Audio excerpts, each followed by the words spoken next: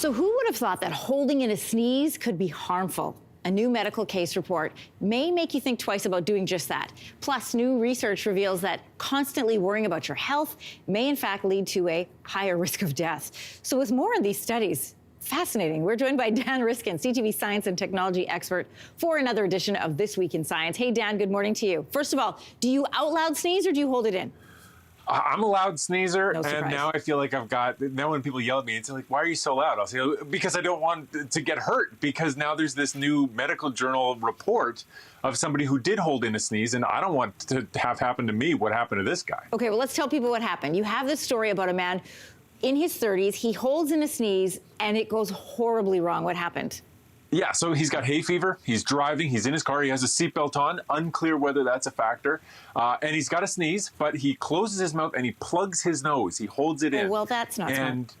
Well, yeah, but is it that then? Like, it doesn't seem like he would get hurt, but he did get hurt. He had a trauma to his neck. It hurt so much that he went to the hospital. When he got to the hospital, they could tell that there was a lot of inflammation. When they touched it, it made a crackling noise. So they took an X-ray, and they could see air in the tissues that had left his breathing pipe. And then when they did a CT scan, they could see that he actually had a slit. He had burst a hole in his trachea below his Adam's apple that was about ½ centimeter long. And so they kept him for observations for 2 days. And then he was still okay, so they let him go home. They said no exercise for 2 weeks.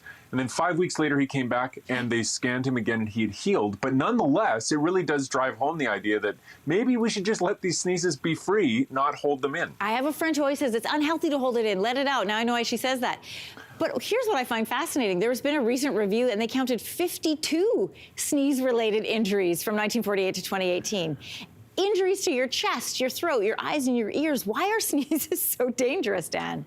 Yeah, I mean, 52 is a big number, but that's 60 years, and there are a lot of people in the world. So maybe it's not a huge threat for a lot of people, but this guy wasn't unhealthy. He was in his 30s. And the fact is, there's a nice computer model that shows that if you do hold it in, the pressure that you're putting your face through is 20 times higher than the pressure it experiences if you let the sneeze go. So it does seem like, you know, it's just as easy. Make sure you sneeze into your elbow if you're around other people, but let it go. You know, be Elsa. Let it go. Let it go. I'm going to have to practice because my entire life I've held in my sneezes, and I don't know. I'm going to have to change. Hey, thanks for watching. If you liked this, be sure to subscribe here, or you can check out more Your Morning videos right here.